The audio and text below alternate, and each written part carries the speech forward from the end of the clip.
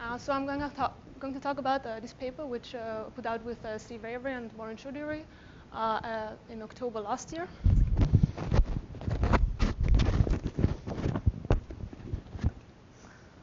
Some time after the firewall discussion was initiated. And in this talk, I will consider unitarity as the most fundamental guiding principle in a search of the theory of quantum gravity. And I will be agnostic about the degree of violence of any unfolding probe. In fact, the only place where I will make reference to any potential drama is the punchline, which can be phrased as follows. Whatever the experience of an infolding observer is after page time, it will be the same before page time. So in other words, the firewall discussion is independent of page time. And that's a claim that we made more precise in this paper. And to many of you, this might not be a surprising result.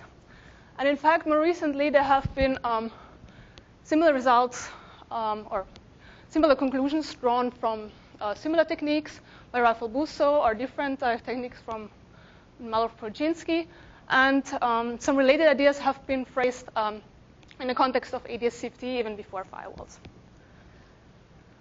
So while many of you might believe that this is natural to expect, in order to make this more precise or to establish this statement, one has to go beyond the use of entanglement entropy, which has been central to the discussion of firewalls. And so let me do this step by step. So the step 0 is Hawking's original result, where he noted that if a black hole evaporates, the final radiation state is mixed. And so evaporation via maximally entangled Hawking pairs is non-unitary. If you draw the entanglement entropy of the radiation, the von Neumann entropy, it just continues to rise. Now, for any normal burning body that starts out in a pure state, this is completely different. At some point, when half the system has evaporated, the curve starts bending down and reaches 0 again. So obviously, if you want to make this curve bend over, we need to add some corrections to the Hawking process. And it has been argued by Sami Mathur and then rigorously shown by Steve Avery that if you only add small corrections to this curve, you will not change the qualitative behavior. So this seems to imply that if we want the final radiation state to be pure, we need to add large corrections to the Hawking process. And if you look at this curve, this must happen no later than page time. And so the firewall discussion was based on 2 arguments. From the point of an outside observer, the requirement that the final radiation state is pure means that we have to replace the Hawking pair by some hair, and this has to happen no later than page time. And for the infolding observer, this means that no later than page time has to be some gradually dramatic experience, maybe for an infolding observer. Now, there are 2 questions that one can ask at this point. Namely, this statement that there needs to be some hair no later than page time was strongly dependent on, or came out of the condition of purity of the final radiation state. And one can ask whether one can make the statement of information loss more precise if one goes beyond purity. And related to that is the question of whether young black holes also have hair. And ultimately, we would like to answer the question of how the original information that formed the black hole in the first place comes out to an observer at infinity. So the additional conditions that I want to add are that the map between the initial and the final state should be linear. The evolution should preserve the norm. And this is probably the most important point, that the map between initial and final state should be invertible. And then I want to ask how these additional conditions modify or sharpen the statement of information loss. And in order to make this more precise, I need to work in some precise framework and give you some rules. So I will model evaporation via qubits, and these are the following rules. So I want the dimension of the physical Hilbert space to stay fixed. Fundamental properties of fast scrambling systems should not depend on the nature of formation. So whether you form a black hole from collapse or you adiabatically shrink a box of radiation, the fundamental properties should not depend on how you formed it. Then I want to describe the evaporation process in a local framework, and the dynamics to be state independent. So that's the rules. And using this framework, I want to address the question of how you can make the information loss statement more precise. So I want to compare unitary evolution in this framework with the Hawking process. And so let me first discuss what the unitary evolution is. So I have a box with a bunch of qubits, and qubits d1 to dn, in a box at location x. And I want to move them one by one out into another box at location y. So for illustrational purposes, let me consider a product state of all these qubits. So in the first step, I will move one of those qubits from box x to box y. After I steps, I have moved I qubits to box y, and then after n steps, the system of n qubits has evaporated fully from box x to box y. Now this is a product state, fairly simple evolution, and we're most interested in typical such states.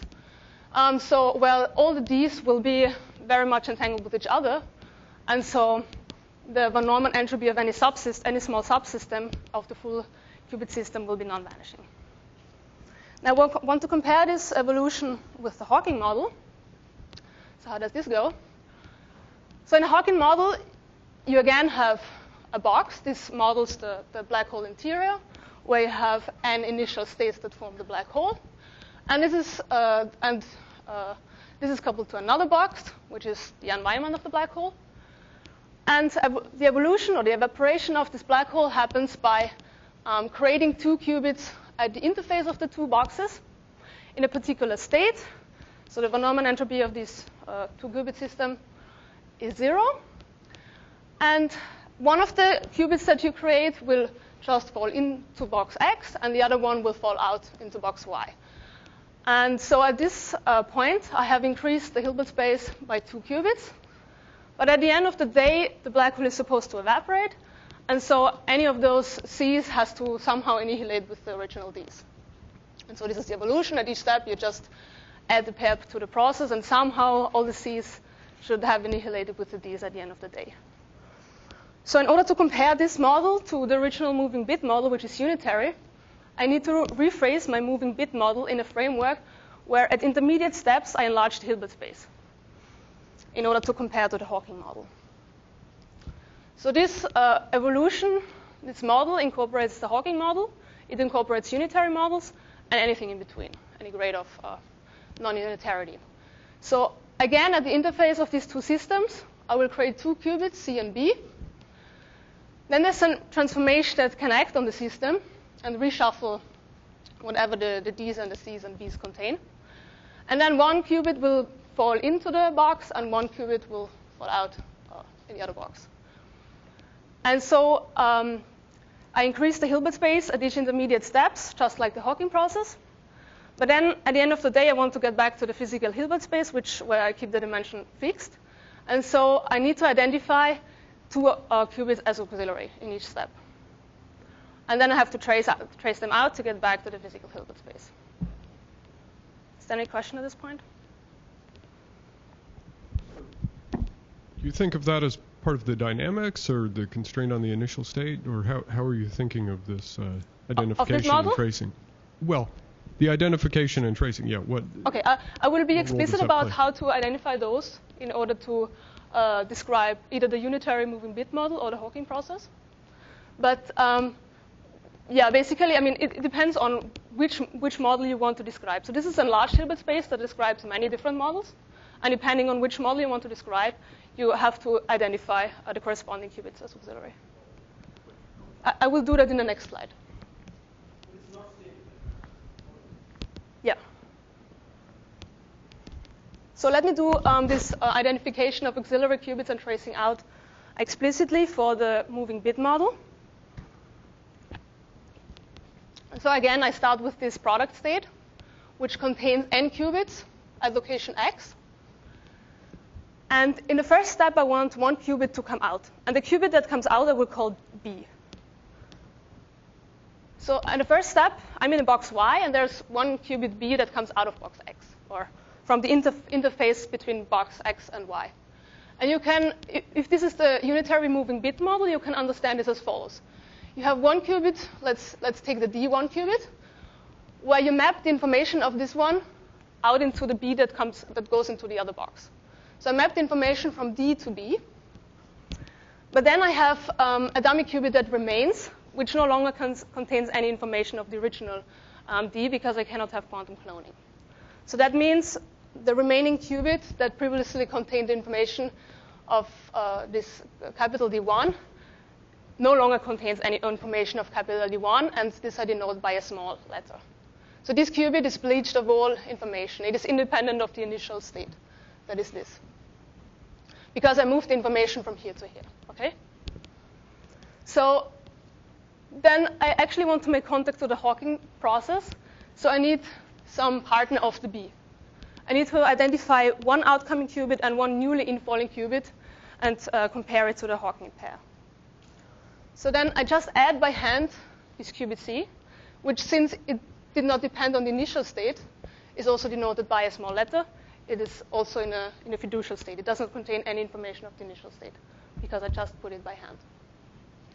Now, here is the outgoing qubit, the one that goes into box Y. Here is the newly infalling qubit that goes into box X. And so this is what I will have to compare to the Hawking pair. So this partnering is what I will compare. So the state of this system is what I will compare to the state of the Hawking pair. And then since I want to describe the moving bit model, this is unitary, so I better identify the qubits that do not depend on the initial state as the auxiliary ones, right? Okay, so I can do this at each step. So at each step, I map the information of one of the original Ds into the outgoing Bs. I add by hand the Cs.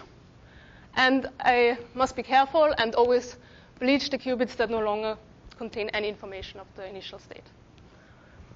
So then, at each step, I have to identify what are my auxiliary qubits. For the unitary model, these are these two qubits. For a non-unitary model, there are some others. So it's because I'm describing the unitary moving bit model that I identified the ones that contain no information as the auxiliary qubits.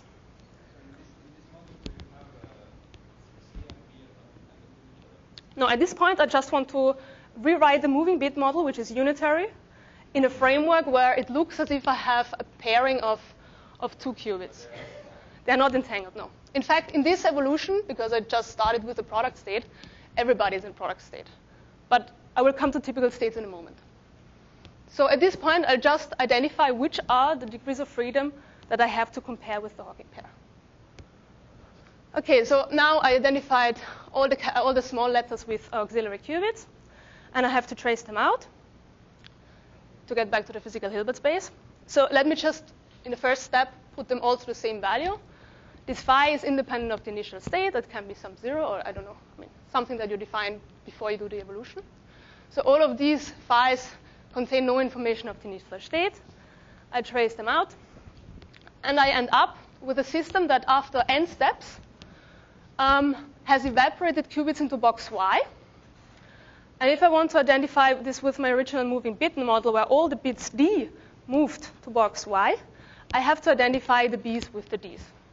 I mean, implicitly, this I have done already in the evolution step by step.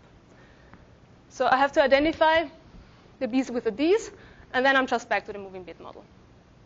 So at this point, I have not done anything sophisticated. I've just taken the moving bit model, enlarged the Hilbert space, reshuffled the information, traced out the auxiliary degrees of freedom, and I'm back to where I started with. So this is manifestly unitary. But now I want to compare this to the Hawking process at intermediate steps, where I have these BC pairs. And so the first thing to note is the following. In the unitary model, I have to identify all the Bs with the Ds. Otherwise, it is not unitary. So in this sense, since I only move bits from one box to the other, the information leaves the system in every step. So what do I mean by that? So normally, one says that the information only comes out after half the system is evaporated. But more precise is the statement that you can only decode the information reliably after more than half the system has evaporated. But it is important what the state of the system was that came out even before you had half the system. So in that sense, every qubit carries some information, and you can only read off reliably what it is after half the system has evaporated. So this is the sense in which I will use information leaving the system.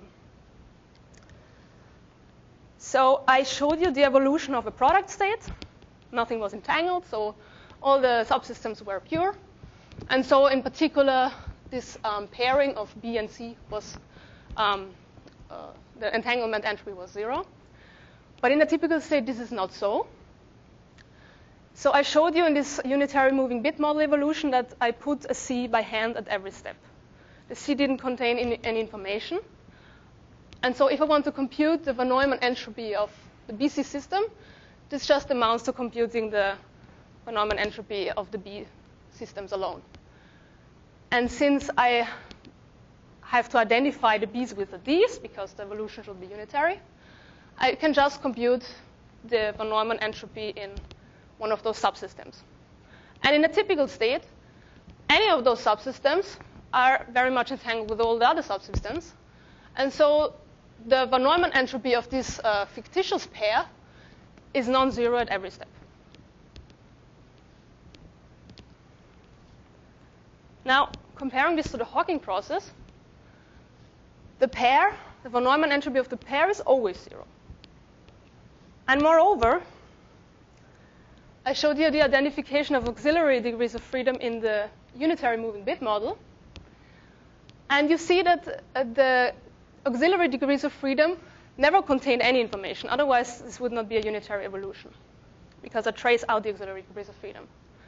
On the other hand, in the Hawking model, the auxiliary degrees of freedom is what is left in the black hole. That's what you trace over. So all the C's that annihilate with the initial black hole state are gone. And this is what is the auxiliary system. So all the degrees of freedom are in the auxiliary qubits. And so this clash seems to imply that if you want evolution to be unitary, then you better have this quantity to be non-vanishing at every step of the evolution, not just after page time. So, other questions at this point? Maybe you're going to get to this, but the people who, I mean, the question is it consistent that the firewall doesn't form until the page time? And that would say then that there are atypical states that, you know, for which look Hawking-like for a while. Okay, but can you use this? Can you? Is that not possible in this model, or can you make a model in which there's a subset of states that are firewall-free for a period of time? So if the states are atypical, that for some steps you can have this quantity to be 0. But it seems odd to impose that all the states up to page time are atypical. So I would rather expect the scrambling time to reshuffle the information sufficiently so that most of the states are typical.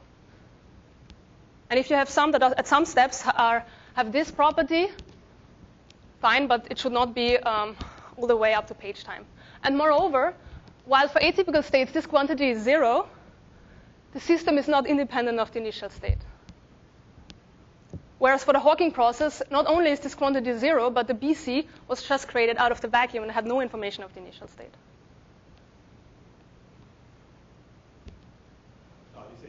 You say SBC is 0, but it's still not the Hawking state. Yeah.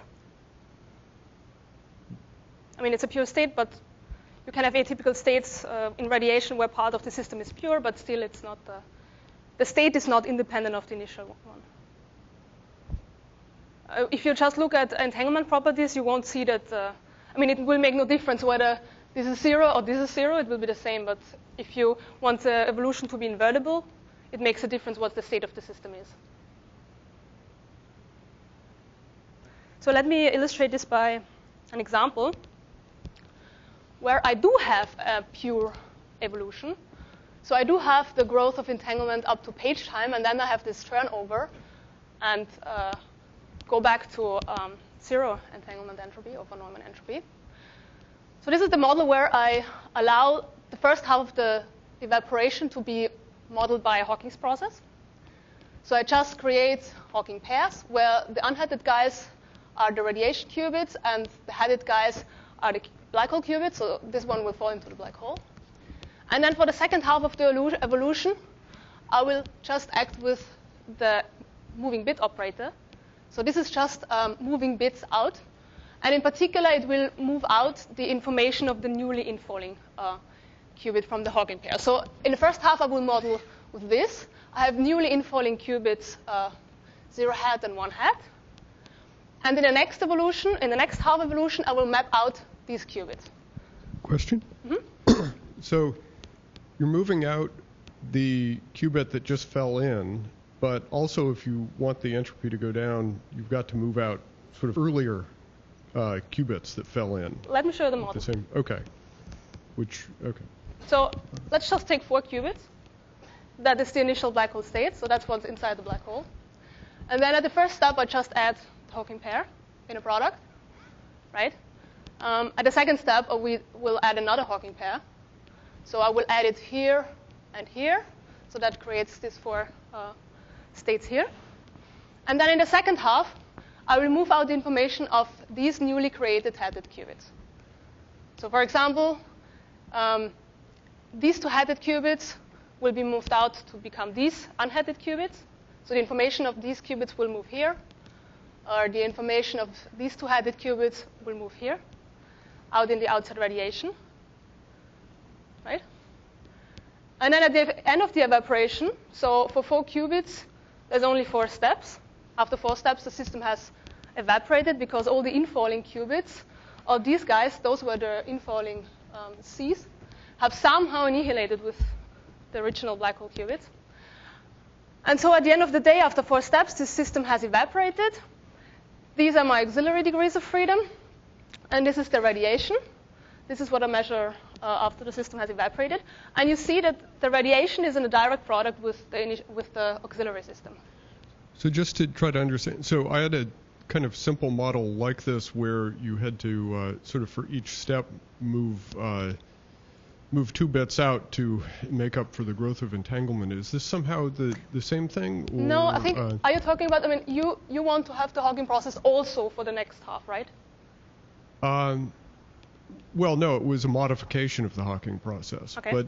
But it's one where you're getting information from the earlier qubits to come out in the subsequent evaporation as you're going down the curve. So anyway, this looks like it's somehow related, but I can't quite see. That might very well be.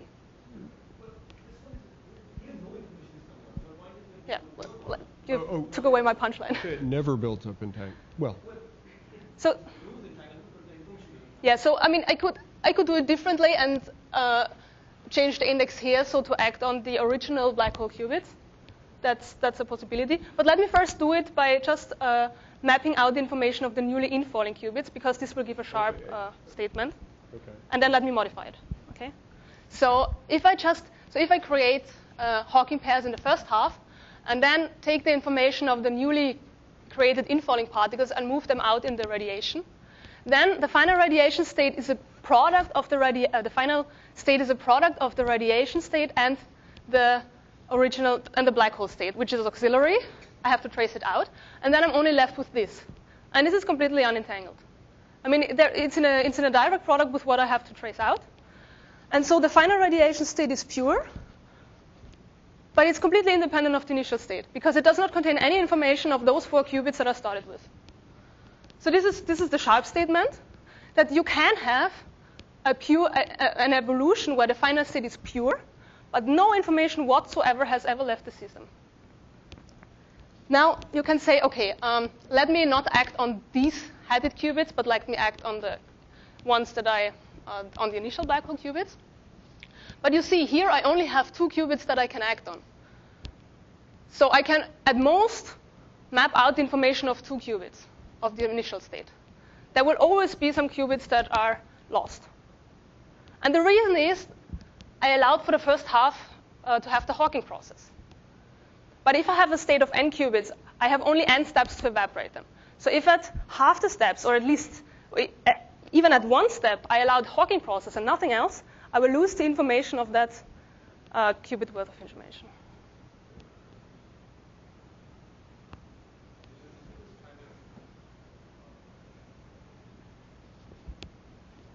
I hope it's a trivial.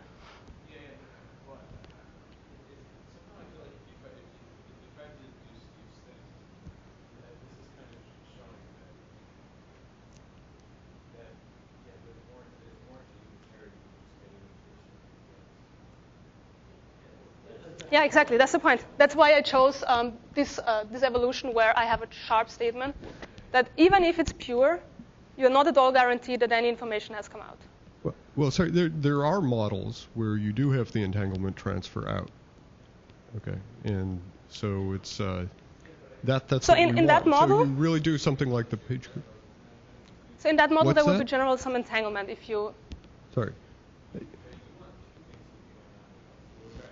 Yeah. Well, but you can achieve this. You know, they're concrete models. Go look at them. Yeah, but in these models, you modify, so you have the Hawking process plus some extra flux, right? So you have. Well, not in the qubit sort of approximation. It's not extra flux there, Okay. and that's related. Well, no, so it's some modification of the. It's not precisely the Hawking process, but in this sort of. Well, you can go look. It works, I think. So if you want to keep n steps for a system that starts with n qubits, and you don't, I mean, if you don't increase the number of steps by whatever mechanism or guiding principle you can do, then if you allow the Hawking process at one step, you're doomed. I mean, you can do modifications, but if you modify the Hawking, I mean, this is a qubit model, so I can only, take qubits and move it from one box to the other. So there may be gradings of what you can do, but.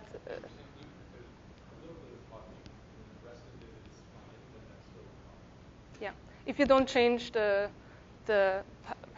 rate by which the black hole evaporates or other thermodynamic quantities. For all states, the second step is always Hawking. That's right. But it's okay for different states to have one step which is Hawking, but at different times. Actually, I'm saying is once you have Hawking, you lose something. Let me. So you can ask.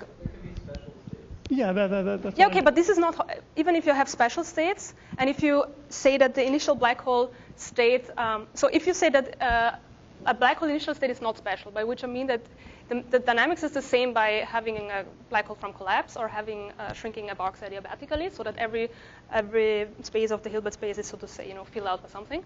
Then you can have special states, but these will not be independent of the initial state. So you can have qubits coming out that have the property SPC 0, but they're not independent of the initial state. If you just look at purity, then you will not see that this is different from the Hawking pair, because the curve still goes down. So you can be more precise of how you lose or why you lose the information, and this you can do by standard quantum information techniques. So you start out with the black hole state, maximal entangled with some reference system. And then the decrease of entanglement of the black hole will tell you how much information has left the black hole. And the entanglement entropy of the external radiation will tell you how much is now in the radiation. In some frameworks, there can be some correlation between two systems. But in the qubit framework, this mutual information vanishes. And so the statement of information loss comes from wrongly identifying qubits to be auxiliary. So if I identify the wrong qubits to be auxiliary, if I identify the physical qubits as auxiliary and trace them out, I lose information. So let's just look at a simple example and ask how much information is lost if we trace out the wrong qubit. So let's just take a 2-qubit system. This is the initial state. The tilde qubits is the reference system, and the hatted ones is my initial black hole state. And then I have some evolution operator. This is just, again, what I had before, the moving bit operator where I move bits. And I have the identity acting on the reference system. And so then I do this, and I act on the state. And then I ask, now I take a physical qubit. I identify as the auxiliary one. So I bleach it. I set it to this value phi, which I fixed at the beginning. And then I just compute the entanglement entropy of this auxiliary subspace that contains the actual physical qubit. And since one qubit contains information log 2, if you trace out one qubit, you lose the maximum amount of information. Now, it may be that in more general models, the amount of information that you lose is some gradual value between the extreme 0 and log 2. But if it contains any any part of physical information and you trace it out, it is lost. Okay, so let me just summarize this. So from the requirement of purity, you find that you need to deviate from the horizon, from the vacuum state at the horizon, at least no later than page time. And I've just shown you that purity doesn't guarantee you that any of the information has ever come out. And if you, in particular, impose that the map of initial to final state should be invertible, you end up with the conclusion that information has to leave the system with every qubit, or with every thing that leaves, in the sense that I made precise before. And so you need also to depart from the vacuum state at the horizon before page time. And moreover, it seems that there is no difference in the rate of information release before and after page time. And therefore, you can argue that if an observer has some dramatic experience after page time, it will be so before page time. And maybe one can illustrate this with this picture. You need to have hair even before page time. There's nothing special about this halfway evaporation point. And let me just end with some personal remarks. So if you want to work in a unitary local state-independent framework, then this seems to tell us that quantum gravity effects kick in already at the macroscopic scale, the scale of the horizon. And so you can have some obstructions to this. So you can say, well, this can't be, it sounds crazy. But then in string theory, there seem to be examples where exactly this happens. And while these are not the most general examples of, say, the most general Schwarzschild black hole microstate or so, I take them as evidence that this can happen. And there have been some similar remarks made in Eva's talk about that our notion of, our understanding of space-time may be very different from what one would expect from semi-classical considerations. I don't want to put words in your mouth, but I find it interesting. Yeah. Good. Okay, so then the next step is, well, all objects grow, sorry, I wanted to say decrease, as gravity gets stronger, so how can this construction not just collapse? And it turns out that if you put flux on topological cycles in the right way, you can make them grow just like black holes. And this is something very non-trivial. And so I take this mechanism as some evidence that there are black hole-like solutions which are not black holes. Okay, so the next step is they're not enough. Okay, so far there has been no proof that there is not enough microstate solutions to give you the black hole entropy. And possibly they're not even all geometric. But okay, let's do it step by step, and let's first watch out for these new constructions that have been proposed. And so let's wait for the answer to this statement. The next point is, well, the world is not supersymmetric, so why should we care at all? So this mechanism with the topological cycles threaded by flux works for supersymmetric, non-supersymmetric, extremal case. Lots of them there's been lots of solutions that work the same way. And it continues to work when you perturb away from extremality. And the mechanism for these near-extremal constructions, perturbative constructions, is the same that is used to uplift ADS-CFT. And there's a lot of cosmological work based on this mechanism. So, you can say that maybe if you go further away from extremality, this will break down somehow. But, well, there's a lot of work that uses these constructions. There seems to be some sense to it. So we have to exploit what really happens when you go further away from extremality. Okay, then you can say, okay, I don't like it. That's fine. And the good thing about this point is that there's a lot of work to do. So let me just end with this.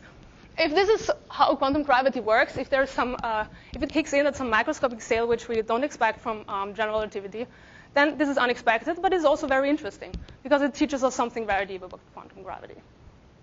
That's it.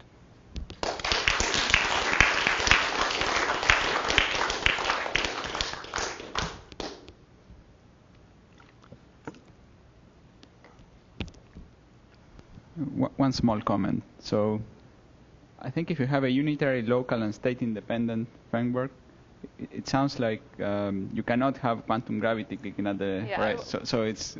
I expected that somebody would make this remark. It was provocative, but yeah, I mean, from gravity, we don't seem... There's nothing that tells us the horizon is a special place. But, yeah.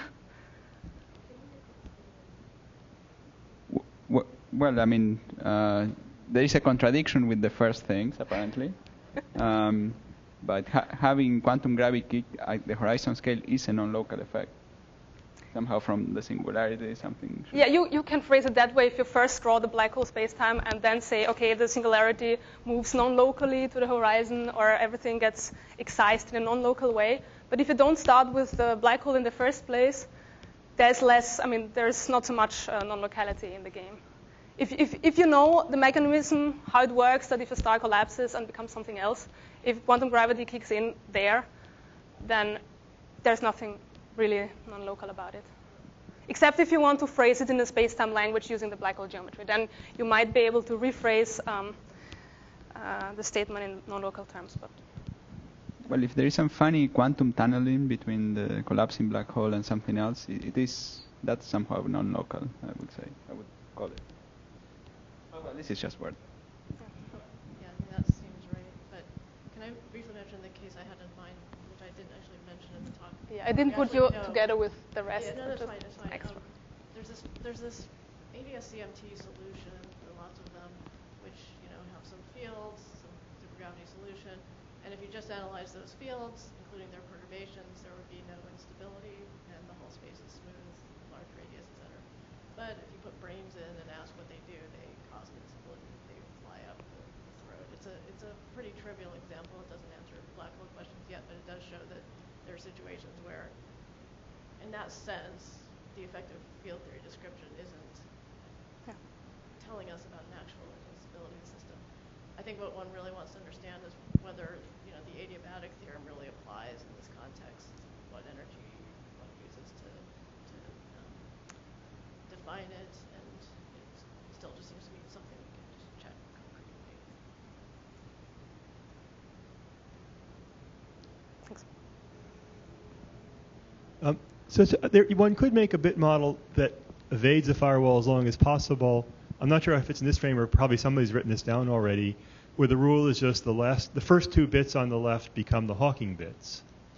Okay. And so if they happen to have started in the Hawking state, you're good. Yeah. And you can do this with then n over 2 pairs. You can, you can make a very atypical state where just pair. Right. There's always one model. Right. One initial state that is exactly about F. Right.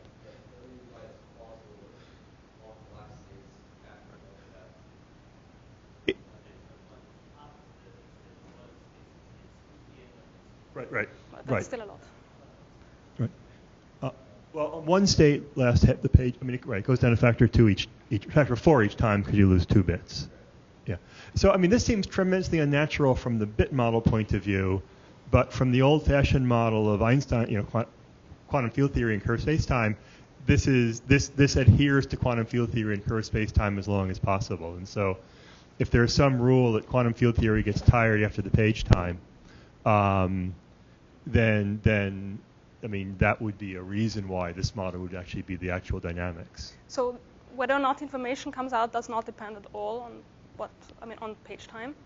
Now you could say, okay, after scrambling time, somehow the collapsing star has, reshuffled in such a way that there's always pairs in the space. But yeah, I thought scrambling time was to scramble stuff, and this is a very unnatural end state of scrambling. That's a good question. Is there some way one can define fast scrambling and show this model is not fast scrambling, right?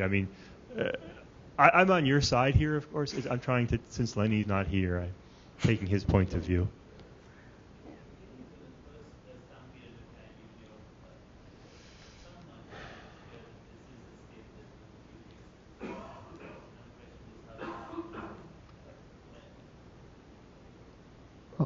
So there's a model, I think, like this. So let's suppose, first of all, that in a black hole that initially forms, most of the bits inside are in the zero hat state.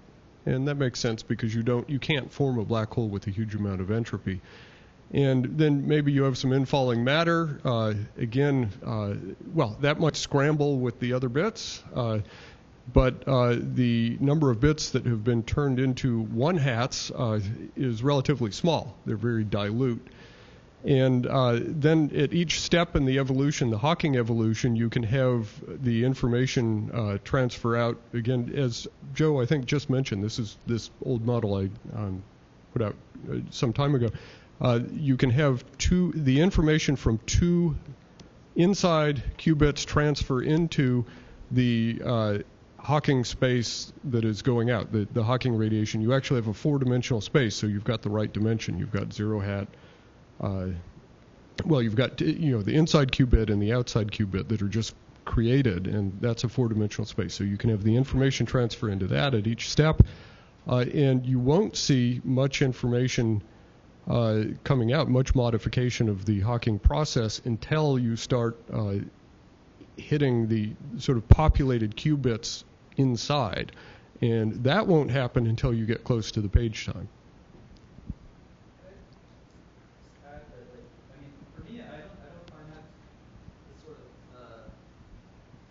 Thinking very plausible. I mean, it's just a toy model. I understand, but that illustrates some things that are possible. I mean, at some point, I decide that I want to, once all the quasi-normal modes and so on settle down, then I would tend to think that the entropy of the black hole is the Bekenstein-Hawking entropy. And if I take that seriously, then I would think that means that the dynamics should treat all of those microstates sort of democratically. Actually, what I just said is in line with that, I think. But the point is that you can't populate. You need to start in that all zero state. And so the dynamics are sort of tuned sensitively to the collapse states, right? No, I don't think so. Again, it's the viewpoint here is that let's suppose you want to make all the possible states of the black hole. Say that's the Bekenstein-Hawking value. The only way to really do that is to take a time of order the page time. If you just collapse matter from a collapsing star, you don't make anywhere near that number of states. So in some sense, you're very, very close. Well, you're in a very special state. Well, unless you go the page. I agree, but the question is whether the dynamics know that it's in a special state. And if the dynamics know, then I would think that the entropy associated with the black hole would be a to the 3/4 and not a. Maybe you don't agree, but. Maybe there's another question. So even if you have like a sort of pair, which is not the Hawking pair, but is maximal entangled, the question is also whether maximal entanglement is sufficient to have a smooth space-time region. So maybe there's some gradual firewall or whatever.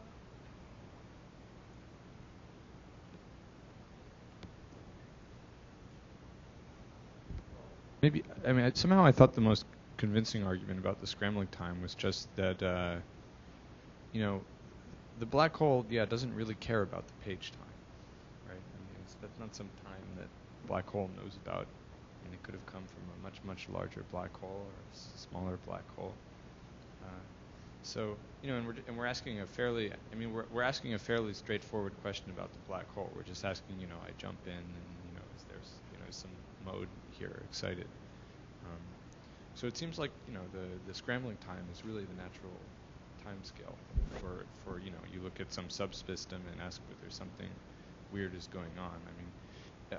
I guess the only way to avoid that is to somehow imagine that the evaporation is sort of very carefully arranged to prolong itself.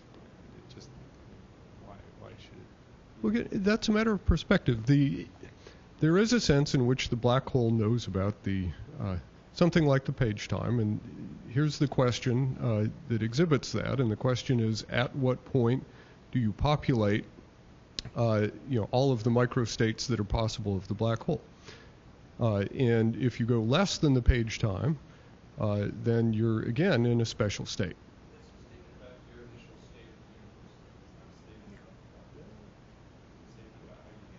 You can reverse it by collapsing the box of gas.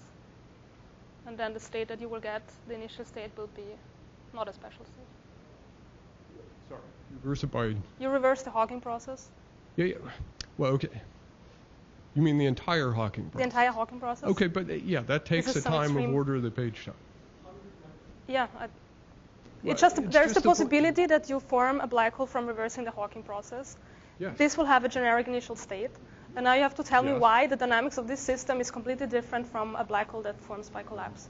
Well, sorry, okay, yeah, so that's a way to make a black hole in a generic initial state. Yes. But that's also something that takes of order of the page time to make. I don't care. I mean, I produced a black hole, and now I look at the dynamics. If you tell me it is different from the dynamics of a black hole that formed by collapse at the same time, say, then you have to tell me. Well, okay, yeah. So black holes that form the typical way without doing some very process that you've adjusted to take place over this long time scale. Yeah, if you just collapse a star, you just take two black holes, you form it at the. For a typical state. I mean, just imagine you make two black holes in two different ways. One that took very long, so you had to start earlier to compress the box. One that just collapsed from a star. Now you compare the physics of the two black holes, and you find that they're completely different. You have no idea which black hole formed in which way. If you find the dynamics are completely different, there would be a contradiction, or at least some clash. Speakers and audience have been so well behaved today, maybe we can move on without a break. Although if you need a sudden break, we can probably do it while Boren's hooking up.